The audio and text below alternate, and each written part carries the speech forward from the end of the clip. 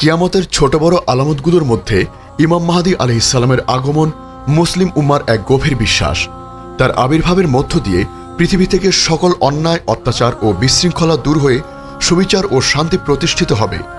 কিন্তু প্রশ্ন হলো, এই বিশাল দায়িত্ব পালনে তার পাশে কারা থাকবে? তার বাহিনীতে কি নির্দিষ্ট কোনো অঞ্চলের মানুষ, যেমন উজবেকিস্তান বা পাকিস্তানের মতো কোনো দেশগুলো লোকেরা থাকবে, নাকি এটি একটি বৈশ্বিক মুসলিম বাহিনী হবে?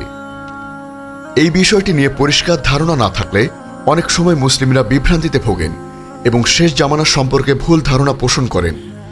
আজ আমরা ইসলামের সুমহান শিক্ষার আলোকে গভীরভাবে জানব, ইমাম মাহদীর বাহিনীতে কারা থাকবে, উজবেকিস্তান, পাকিস্তান, এর পেছনের সত্যতা কি এবং ইসলামী শরীয়তে এ বিষয় কি বলে, যাতে মুসলিমরা তার আগমন সম্পর্কে সঠিক জ্ঞান লাভ করতে পারেন এবং ভিত্তিহীন গুজবে কান না দেন। আসসালামু আলাইকুম রহমতুল্লাহ। উম্মা কণ্ঠতে স্বাগতম। এখানে ইসলামী গভীর জ্ঞান সহজভাবে তুলে ধরা হয়। আমাদের বার্তা ছড়িয়ে দিতে চ্যানেল সাবস্ক্রাইব করুন এবং বেল আইকনটি প্রেস করুন। প্রিয় শ্রোতা, ইমাম মাহদী আলাইহিস সালামের আগমন কিয়ামতের অন্যতম প্রধান আলামত। এটি মুসলিম উম্মার একটি অবিচল বিশ্বাস। তার আগমন এমন এক সময় হবে যখন পৃথিবী অন্যায়, অত্যাচার, অবিচার ও বিশৃঙ্খলায় পরিপূর্ণ থাকবে এবং তিনি এই বিশৃঙ্খলার অবসান ঘটিয়ে পৃথিবীতে ন্যায় ও ইনসাফ প্রতিষ্ঠা করবেন। এই বিশাল ঘটনা ঘিরে বরাবরই মানুষের মধ্যে কৌতূহল প্রবল থাকে, বিশেষত তার বাহিনী কারা হবে এবং তারা কোত্থেকে আসবে তা নিয়ে। অনেকে নির্দিষ্ট কিছু দেশের নাম উল্লেখ করে জানতে চান, উজবেকিস্তান বা পাকিস্তানের মতো দেশগুলোর মুসলিমরা কি তার বাহিনীতে অন্তর্ভুক্ত হবে? এই বিষয়ে সঠিক ইসলামী নির্দেশনা জানা অত্যন্ত জরুরি, যাতে মুসলিমরা শরীয়তের বিধান অনুযায়ী সঠিক ধারণা পোষণ করতে পারেন এবং কিয়ামতের পূর্বে সংঘটিতব্য গুরুত্বপূর্ণ ঘটনা সম্পর্কে বিভ্রান্ত না হন।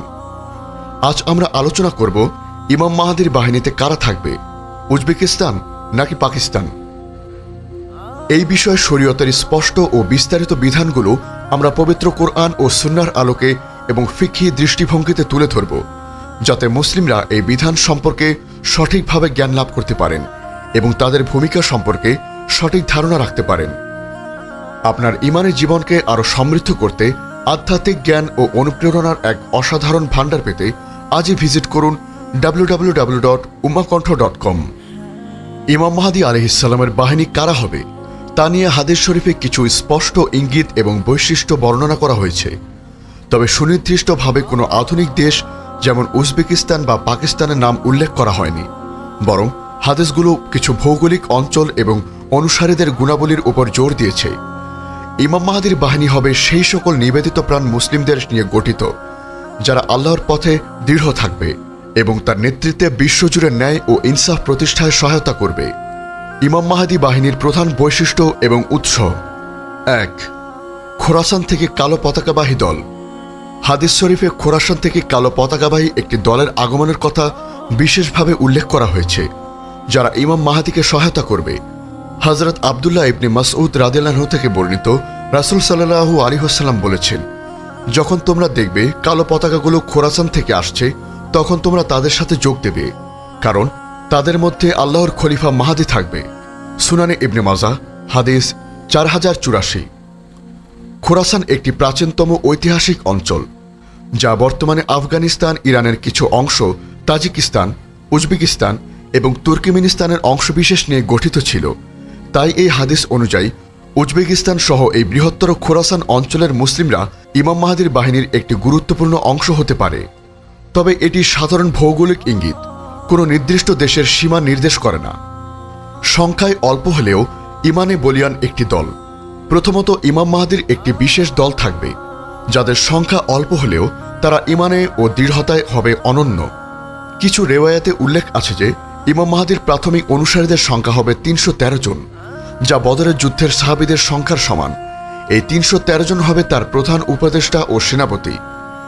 এর বাইরেও তার বৃহত্তর বাহিনী থাকবে।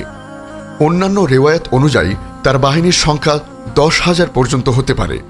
এই দলটি আল্লাহর প্রতি সম্পূর্ণ আস্থাশীল এবং সকল ধরনের জুলুমের বিরুদ্ধে রুখে দাঁড়াতে প্রস্তুত থাকবে। 3. বিশ্বের বিভিন্ন প্রান্ত থেকে আসা মুসলিমরা।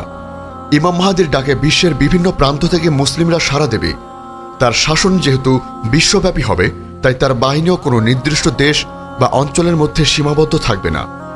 পৃথিবীর যে প্রান্তেই খাঁটি মুমিনরা থাকবে তারা তার ডাকে সাড়া দিয়ে তার কাছে সমবেত হবে।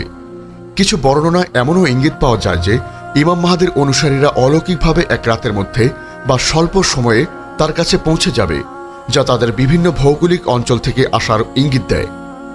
4. সিরিয়া ও ইরাকের মুসলিমরা। হাদিসে উল্লেখ আছে যে সুফিয়ানি বাহিনীর ভূমিধসের ঘটনার পর সিরিয়া অর্থাৎ শাম ও ইরাকের শ্রেষ্ঠ মুসলিমরা মক্কায় এসে ইমাম মাহাদির হাতে বায়াত গ্রহণ করবে। এটি ইঙ্গিত দেয় যে এই অঞ্চলের মুসলিমরাও তার বাহিনীতে একটি গুরুত্বপূর্ণ অংশ হবে। 5. খাঁটি মুসলিম ও ন্যায়পরায়ণ ব্যক্তিরা। ইমাম মাহাদির বাহিনীতে কারা থাকবে তার সবচেয়ে গুরুত্বপূর্ণ বৈশিষ্ট্য হল তারা হবে খাঁটি মুসলিম বা খাঁটি মুমিন, ন্যায়পরায়ণ, সাহসী এবং আল্লাহর পথে সংগ্রামকারী। তারা কোনো পার্থিব স্বার্থে নয়, বরং আল্লাহর সন্তুষ্টির জন্য এবং পৃথিবীতে ন্যায় ও ইনসাফ প্রতিষ্ঠার জন্য লড়াই করবে। তারা সকল প্রকার অন্যায় ও জুলুমের বিরুদ্ধে অটল থাকবে। পাকিস্তানের ভূমিকা। হাদিসে সরাসরি পাকিস্তানের নাম উল্লেখ না থাকলেও খোরাসান অঞ্চলের আলোচনায় পাকিস্তান পরোক্ষভাবে যুক্ত হতে পারে, কারণ পাকিস্তানের কিছু অংশ, বিশেষত পশ্চিম ও উত্তর পশ্চিম অংশ, ঐতিহাসিকভাবে খোরাসানের কাছে অবস্থিত। তবে এটি কোনো স্পষ্ট হাদিসে বর্ণনা নয়। ভারত উপমহাদেশ এবং এর আশেপাশে সংগঠিত গাজওয়াতুল হিন্দ, ভারতের যুদ্ধ, এর সাথে ইমাম মাহাদির আগমন সম্পর্কে নিয়েও কিছু আলেম আলোচনা করেন। সেখানে পাকিস্তানের মুসলিমদের একটি ভূমিকা থাকতে পারে, কিন্তু এটিও সরাসরি ইমাম মাহাদির বাহিনীর অংশ হওয়ার সুনির্দিষ্ট দলিল নয়। উজবেকিস্তানের ভূমিকা। উজবেকিস্তান বৃহত্তর খোরাসানের একটি অংশ, তাই খোরাসান থেকে কালো পতাকাবাহী দলের আগমন হাদিস অনুযায়ী উজবেকিস্তানের মুসলিমরা ইমাম মাহাদির বাহিনীর অংশ হওয়ার একটি শক্তিশালী সম্ভাবনাময় অঞ্চল। এই অঞ্চল ঐতিহাসিক ইসলামী জ্ঞান ও সাংস্কৃতিক কেন্দ্র ছিল এবং এখানকার মুসলিমরা ইসলামী মূল্যবোধের প্রতি বেশ দৃঢ়। বর্তমান পরিস্থিতি ও সাবধানতা। বর্তমান যুগে বিভিন্ন দল বা গোষ্ঠী নিজেদেরকে ইমাম মাহাদি বাহিনীর বা খোরাসান থেকে আগত কালো পতাকাবাহী দল হিসেবে দাবি করে। তবে মুসলিমদেরকে এই ধরনের দাবিদার থেকে অত্যন্ত সতর্ক থাকতে হবে, কারণ ইমাম মাহাদির আগমনের কিছু সুনির্দিষ্ট আলামত রয়েছে যা পূরণ না হওয়া পর্যন্ত দাবিকে সত্য বলে বিশ্বাস করা যাবে না। কোনো নির্দিষ্ট আধুনিক রাষ্ট্র বা সামরিক দলকে সরাসরি ইমাম মাহাদির বাহিনী হিসেবে চিহ্নিত করা শরীয়তসম্মত নয়। মুসলিম হিসেবে আমাদের করণীয় তাকওয়া ও ঈমান বৃদ্ধি, শেষ জামানার ফিতনা থেকে নিজেদের রক্ষা করার জন্য নিজেদের ঈমানকে শক্তিশালী করা এবং আল্লাহর নির্দেশ মেনে চলা। সঠিক জ্ঞান অর্জন, কিয়ামতের আলামত সম্পর্কে নির্ভরযোগ্য আলেম ও ইসলামী উৎস থেকে সঠিক জ্ঞান অর্জন করা যাতে বিভ্রান্ত না হওয়া যায়। ফিতনা থেকে দূরে থাকা, মিথ্যা দাবিদারদের থেকে সতর্ক থাকা এবং কোনো গুজব বা ভিত্তিহীন তথ্যের উপর বিশ্বাস না করা। ন্যায় প্রতিষ্ঠা ও দাওয়াত, সমাজের ন্যায় ও ইনসাফ প্রতিষ্ঠায় ভূমিকা রাখা এবং মানুষকে দিনের পথে আহ্বান করা। ইমাম মাহাদির বাহিনী কোনো নির্দিষ্ট দেশ বা গোষ্ঠীর মধ্যে সীমাবদ্ধ থাকবে না, বরং তারা হবে বিশ্বের বিভিন্ন প্রান্তের সেই সকল খাঁটি মুমিন যারা আল্লাহর পথে অটল থাকবে এবং তার নেতৃত্ব ন্যায় ও ইনসাফ প্রতিষ্ঠায় সর্বাত্মক সহযোগিতা করবে। খোরাসানের মুসলিমরা, যার মধ্যে উজবেকিস্তানও অন্তর্ভুক্ত, সেই বাহিনীর একটি গুরুত্বপূর্ণ অংশ হতে পারে, তবে আল্লাহ সর্বজ্ঞ এবং তিনি ভালো জানেন কারা তার জন্য নির্দিষ্ট। আল্লাহ তাআলা আমাদের সকলকে ইমাম মাহাদির আগমন সম্পর্কে সঠিক জ্ঞান লাভ করার তৌফিক দান করুন এবং কিয়ামতের আলামতগুলো বোঝার তৌফিক দান করুন। আল্লাহুম্মা আমিন। আমাদের এই মহৎ বার্তা ছড়িয়ে দিতে উম্মা কণ্ঠ চ্যানেলটি সাবস্ক্রাইব করুন এবং বেল আইকনটি প্রেস করুন। ফেসবুক পেজ ফলো করে উম্মা কণ্ঠ পরিবারের অংশ হন এবং ইসলামিক ব্লগ ও রিসোর্স পেতে ভিজিট করুন www.ummakantha.com।